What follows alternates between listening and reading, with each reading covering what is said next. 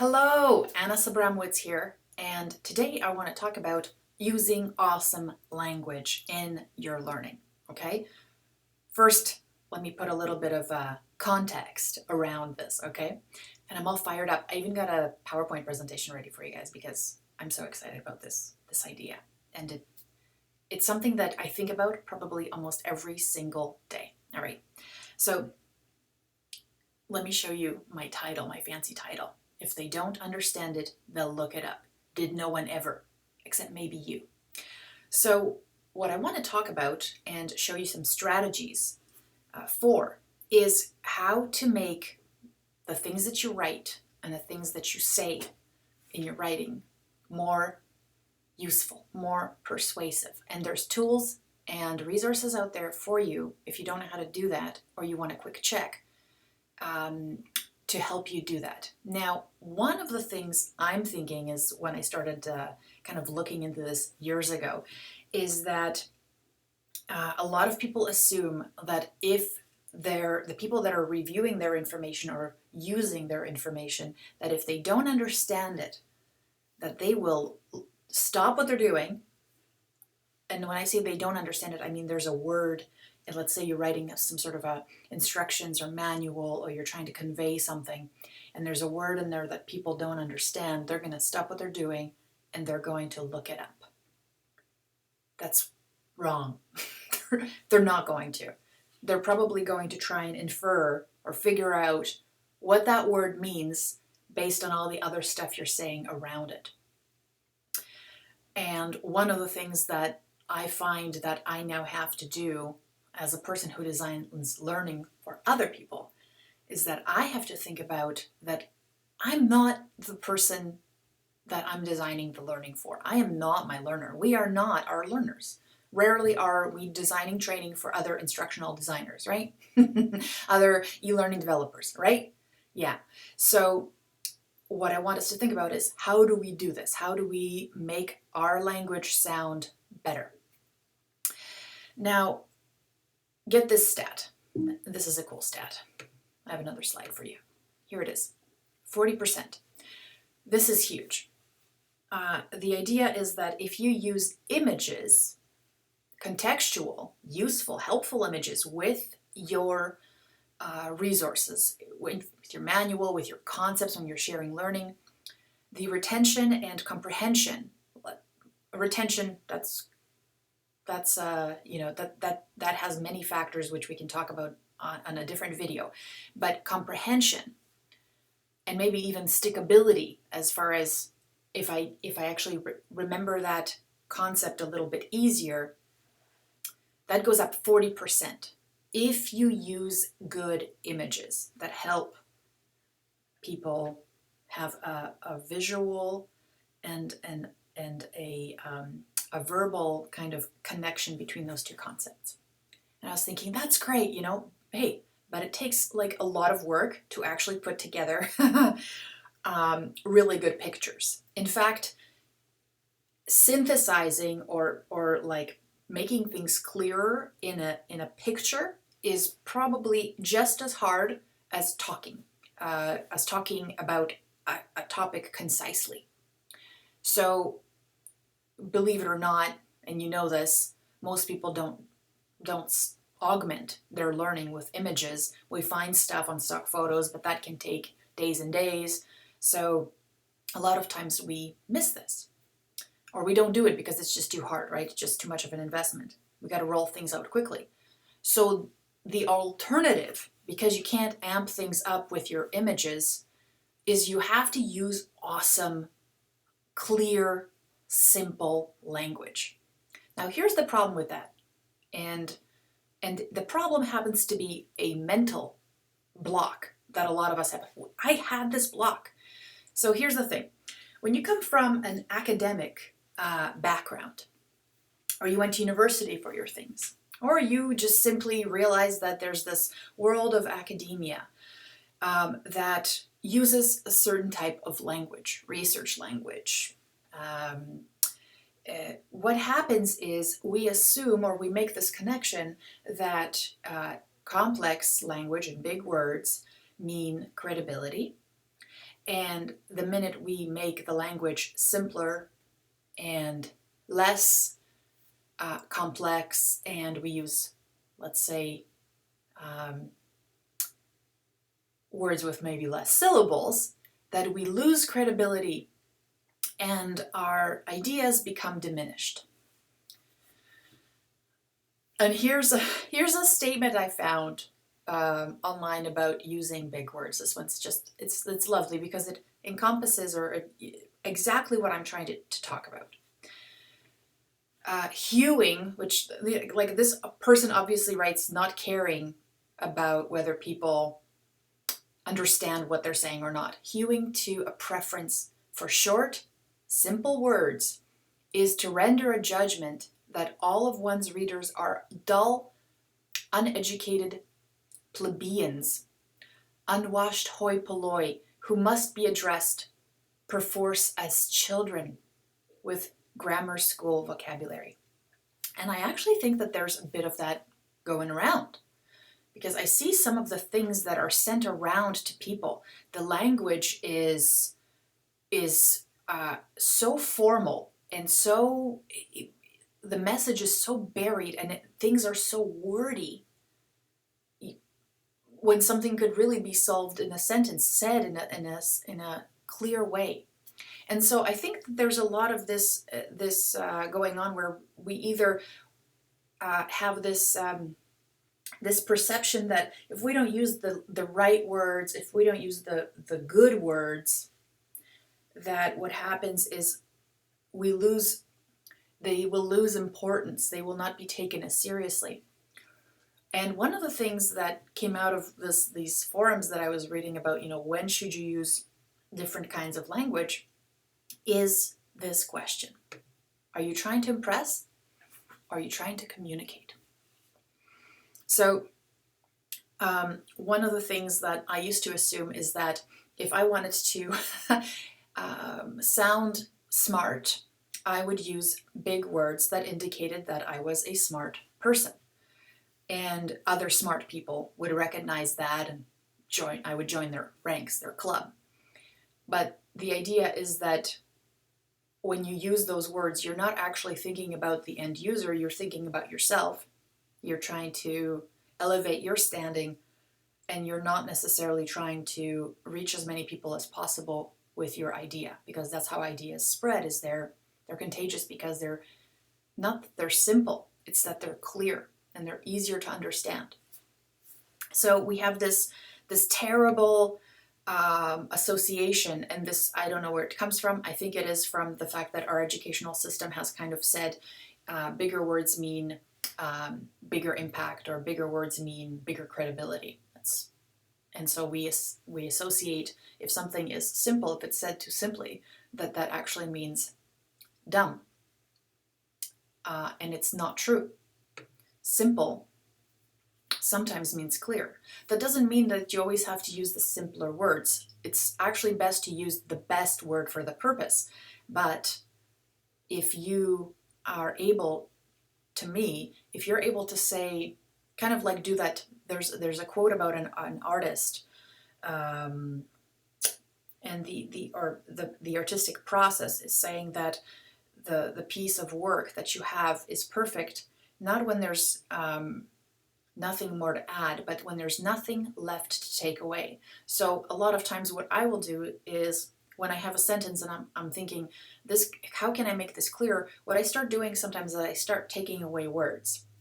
And when I do that, I'll see if the meaning of that concept actually is affected in any way by me pulling out a word or two. And the more I take away, until I take away a word and then all of a sudden it changes or it's not complete, then I know that I've come far enough. So that's one way to approach it.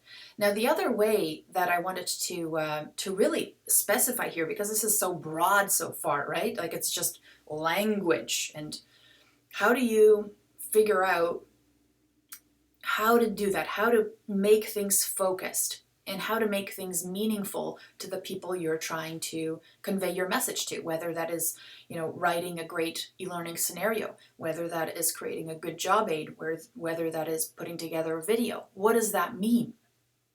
So that's when context comes in. And I talk about context a lot, but you've probably heard me say this, and I will say it again. Context when designing learning is like everything. I know that's really sounded so smart, but that's what I mean. Say what you mean. So what is context? What really is context? And here's the official Wikipedia or whatever definition.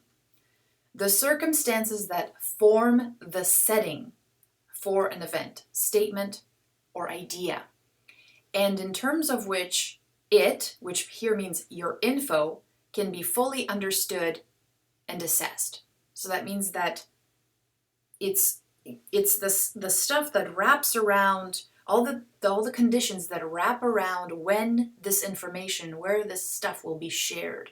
So let's explore that a little bit. Are you with me so far? Hope you're enjoying this. If you have questions that I haven't answered, or if things are confusing or you want more info, just write them in the comments. I will be answering those because I want to help you, and I want to make sure that I'm explaining this in the best way possible, because obviously it would make sense if something about clarity of language is actually clear. So please let me know. So to figure out the context of when you're putting together something for somebody and you're trying to explain something very important, obviously. So you have to ask these questions: who, how, where, and why. Who is going to be accessing this information? Is it going to be people who are new to this? Is it people who are going to be using something like this is going to be a guide that they're going to be then applying it directly to, how to put together a kit, maybe?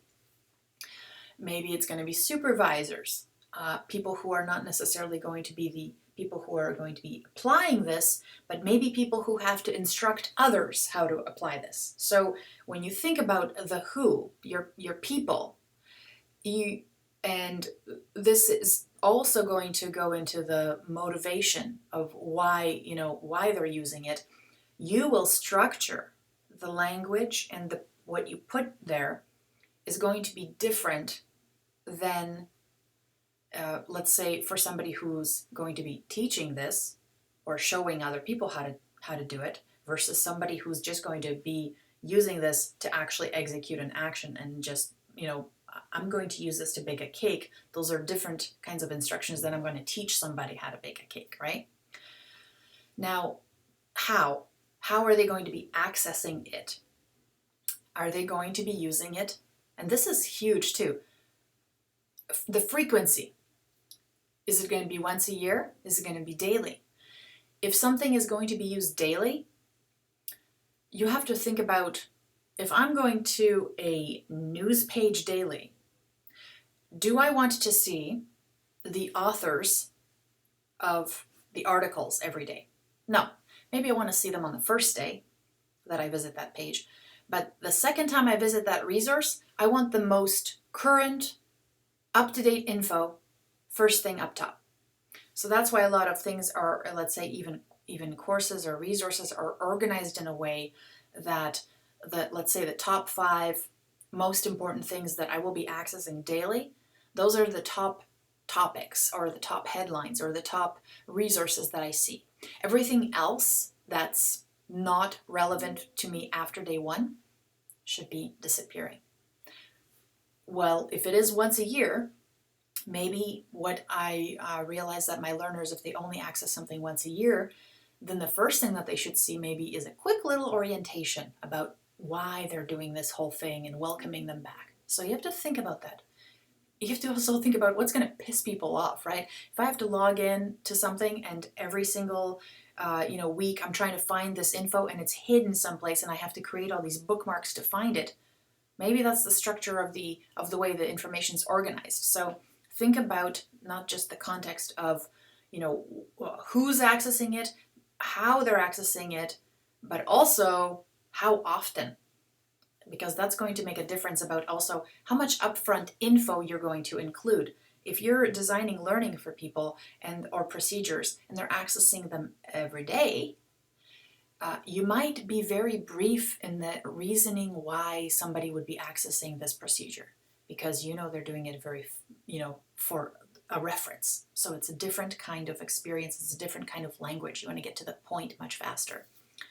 Where are they accessing it, right? Is it a busy place? Is it one of those terrible open concept offices where people can hear each other breathe? You can't focus. You're going to be creating resources where, if it's on the phone, is it going to be very readable? Is it going to be, do they have to pinch to open up PDFs? No, right? Like, is it responsive? Is it going to be on the desktop? And a lot of times what you can do is even, if you can't design for all of these different pieces, pick the one, or if you can't design for all of the different places that people will be accessing this information, and let's be real, people don't access the same thing at the same time for the same purpose. So what I suggest is you pick a platform, think about your users, where are they spending, like if they're a reference manual, if they're going to be accessing it mostly on the phone, then don't worry about the desktop experience, worry about just designing something that will really be clear and readable on the phone first. And then you can move on to other options. If you realize that a lot of people do their training, the kind of stuff like scenarios and simulations, you're going to be doing those on the desktop, then focus on making the desktop experience the most amazing. And then what happens is you can even say, this is best experienced on your desktop, because you need to be sitting down in front of something, not distracted, and focused 100% on what's happening and making the decisions in your scenario. So that's another conversation, but I had to go there. And then why? Why are they accessing this information? Is it because they want to? Because they want to learn more, or they want to enrich their own, knowledge base? Is it because they have to? It's like compliance training. Or is it because they need to, because something's happened and they need to, or they've got some sort of a situation that's happening, and they need to figure it out, and they need your information. So really dig deep into this idea of, if they're using it as a reference, that's a manual of procedures, right? If it's for fun, there might be a story or a game involved. So that's a different kind of language. If it's enrichment, maybe the language allows for them to dig deeper. You provide more resources, more overview, because you know that this information is going to be used for maybe building that vocabulary, maybe building more capabilities in a certain area or a deeper understanding of certain concepts. But that's going to be completely different kind of language than if somebody's using it just in time and for an emergency, right? Those are going to be to the point, here's when you use this, completely different language. And then also, if it's going to be used for learning the concept for the first time, that is different than just in time, an emergency kind of setup. Because what happens is, when you have a learning resource, there's going to be more scaffolding, practice, and examples. When you have a just-in-time resource, that's going to be more brief and maybe lead to other examples, but not right there, because that's not why people are using it. As I said, don't piss your learners off. Don't make them frustrated trying to find the information that they need based on the moment of need. And another great resource for that is checking out the work by Bob Mosher and Conrad Gottfredson called The 5 Moments of Learning Need. It'll give you a little bit more context about the types of resources, not necessarily the language that you will use, but the types of resources you would need at a different time in a person's, let's say, a professional workspace. Professional work, I don't even know, like life cycle or something, like from starting a job to becoming a master at it. So I love this quote from Mark Twain: "Don't use a $5 word when a 50-cent word will do." So that's really just being judicious about when you're doing those things. And I feel like, like I said, we got to move away from this idea that complexity means credibility, because if anything, people who are most respected for their ideas, people whose ideas have become more prolific, are people who have been able to explain their concepts more clearly. Think about Malcolm Gladwell's books. And also, I want to put something in context for you. One of the ways that you also evaluate the readability of something is by using something called, and this is just one of this kind of a formula. It's called the Flesch-Kincaid reading scale. And there's lots of others. But basically what they do is they calculate, it's really rough, but they calculate the amount of syllables and words in a sentence and kind of do an analysis of the complexity of that language.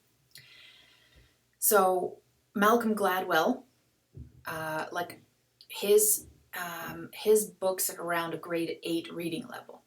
Now you're like, whoa, grade 8, that means I'm writing for children. No, you're not. It's simply about understandability of that text. It's a formula that doesn't mean that only people in grade 8 can understand that text, because most mainstream newspapers are written in the grade 4 to 6 grade level according to the Flesch-Kincaid reading scale. And so that means that the ideas shared there are not simple in any way, or that they're not as valid or powerful, but it's because they're just explained so well that they're clear, that even a person who is in grade 4 would be able to get the gist of it.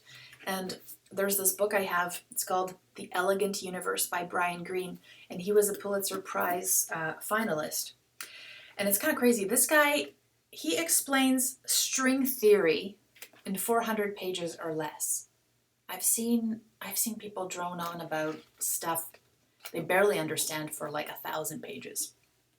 Now, the reason this is such a cool book, and I am no string theory person, but I love science, what he's able to do is take real stories or examples and analogies and use them to explain super complicated concepts about multiple dimensions in the universe and things like that. And if he's able to explain it to me, I think that's what, it doesn't diminish how smart he is. It actually, I feel, makes him even smarter, because he's able to take those concepts and relate them to real world examples, or create stories and simple examples that then even create more understanding in more people. And so his ideas are able to bring more people on and potentially add, like when he gets to that level of expertise, and I think that there's a lot of us that are there, we get to this level over here, it's so far away from where our learners are that it's hard for us to find the stories that bridge the gap to help us get to here. And if we're always talking from the expert, we're dropping all these people off and not giving them a chance to understand, explore, catch up, get them excited. Like basically, the space that I think is doing this really well is marketing. When I think about people who are actually, getting these ideas right, it's people who are in marketing, who have headlines. And what are they trying to do? They're trying to sell you something, right? And we're like, oh, those marketing people. They're trying to sell ideas, not just products these days. It's not products, they sell ideas.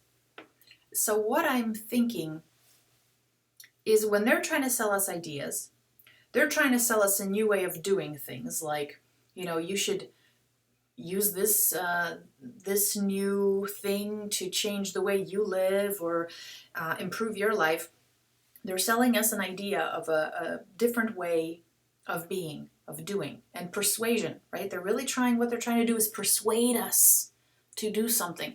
Well, guess what you're doing? as a learning designer, you're trying to sell ideas too. Yes, you are. You're trying to persuade people to do something differently, change their behavior, um, make a better decision. Think about that. So why couldn't we, if marketing people are using all this stuff, why can't we borrow and use it to hack education and make the things that we do better? Why not? So, speaking of marketing, there was this guy, I read his stuff, and he blogs for contently.com. His name is Shane Snow. And he wrote this article about what makes content really shareable. And for me, if content is shareable, and let's say we think about that content in learning is shareable, is some people share things that they like, that they understand, that they stand behind.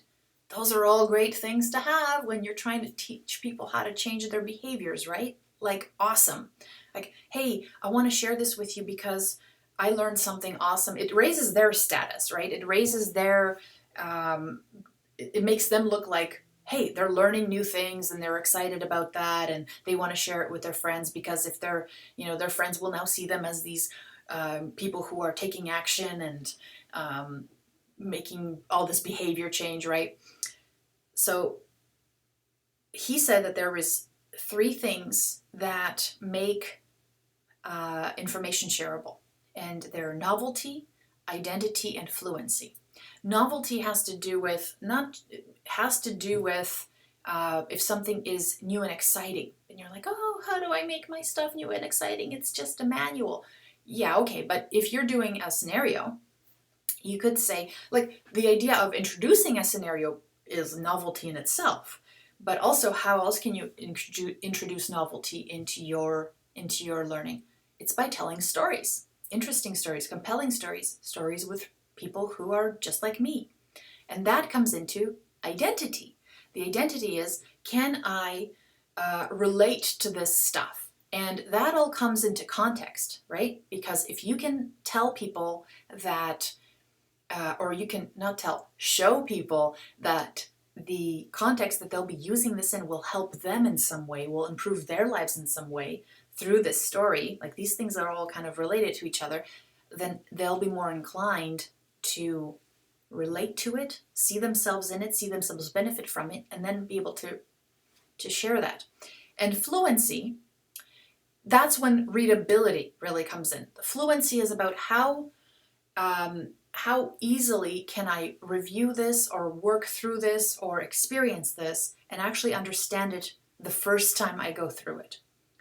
Many times, all we have is that one time, and then they have to move on to something else. Most people will not go back and read a book twice. They will not. I know this because I usually don't. And sometimes I've gone through a book twice, and my God, it's a whole new book the second time around. But a lot of people don't do that. We're not our learners, right?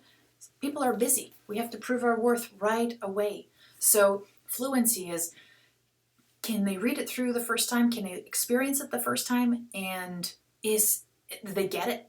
And if they got it, good. That's your goal. It's not to make them go up and look up words and try and talk to other people. Say, do you know what that meant? I'm confused. I thought it was this. You don't want that. You want more clarity. You want them to walk away thinking, okay, I understand that. Here's what I need to do to learn more. So I have 2 resources for you. This is just a start, obviously, but I think these are great resources. So this first one is, and I'm Canadian, so I'm gonna, pump up some awesome Canadian resources. This is a cool site, actually. It's the Canada Content Style Guide. And what's neat about this is there are rules to create web content that can be easily found, understood, and used. And I say replace web content with learning. Learning that can be easily found, understood, and used, right? In the time of need, why not? So they have some really great Writing principles, help people complete tasks, consider the needs of the audience if you want to dig in more. Write for readability. They have a section on plain language. Even here, they talk about writing for specialized audiences. Sometimes your content targets people who have in-depth knowledge of a subject. That will happen, right? You're writing for a manual for engineers. You're writing a scenario for engineers. Sure. So when writing for a specialized audience, you can use the terms they're familiar with, even if those terms aren't familiar to a general audience. But include a summary in plain language for people who aren't familiar with the subject and specialists who might be scanning the content to decide whether it's relevant to their task. That's a great tip. So there's a lot more here. Now this is another one, which is it's called. The website name is kind of wonky, but basically what I do is I look up two things. This one is called, it's a readability test tool. And what you can do is you can just go to anything that you've written. And I went to this article by Jean-Louis Gasset. He wrote, Bezos, a CEO who can write. So I'm like, why don't I check out how well he's written this article? How well it scales. So I'll just, basically what I can do is I can just copy it if I want to, or I can actually just put in the URL right into here. I can test by URL, but I'm going to test by direct input. And then what I do is I just paste this in, and then I go calculate readability, and it gives me this kind of a rating of where this scales.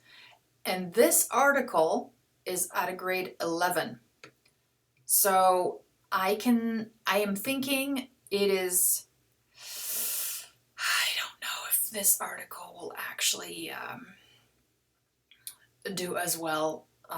Maybe it's just for he's got a lot of claps, right?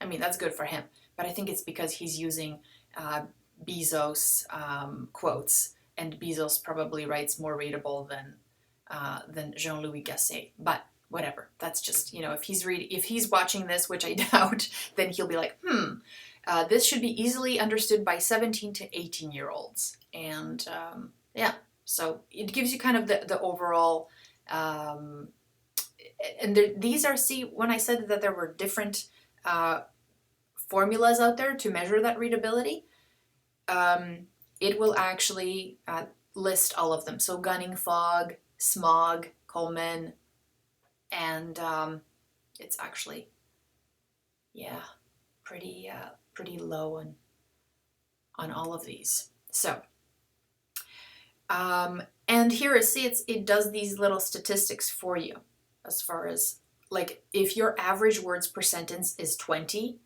holy moly, right? That's pretty intense for anyone to read. Then the other piece that I use, which I absolutely love, is also called Polish My Writing. polishmywriting.com. And so what you can do is you can actually, I only use the demonstration mode usually. So what I'll do is I'll take text and I will paste it right into here, and I'll click check writing. And then what it will do is, and it says right here, it'll just give you feedback on your writing, and if something's spelt wrong, it'll be in red. If they have a grammar suggestion, it'll be in green, and a style suggestion will be in blue. And sometimes it's not that, there's a lot of,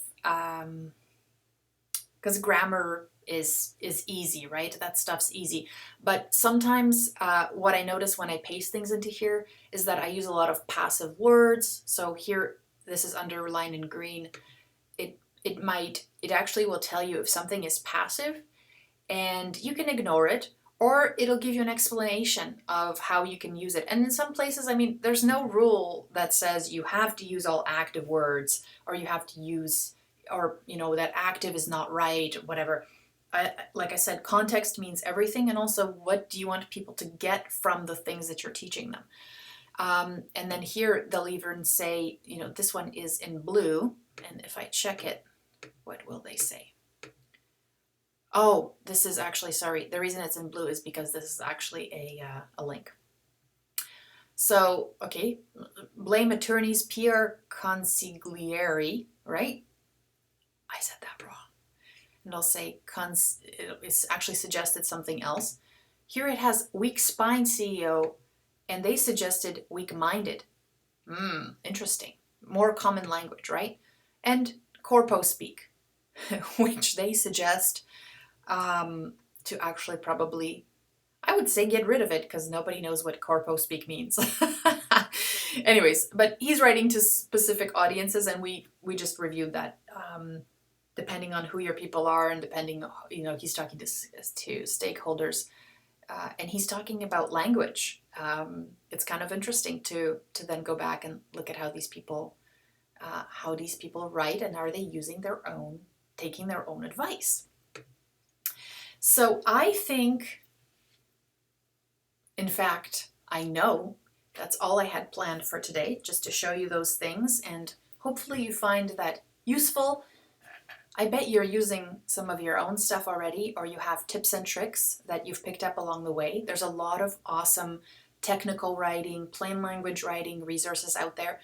If you have them, if you use them, please post them in the comments so that other people can benefit from them. Also, what are some conundrums? What are other examples or situations that you find that language gets contentious, and where do you struggle? So let me know what that is in the comments. Let me know if you liked the video, and if you found certain aspects that were complicated or that I didn't explain them clearly enough.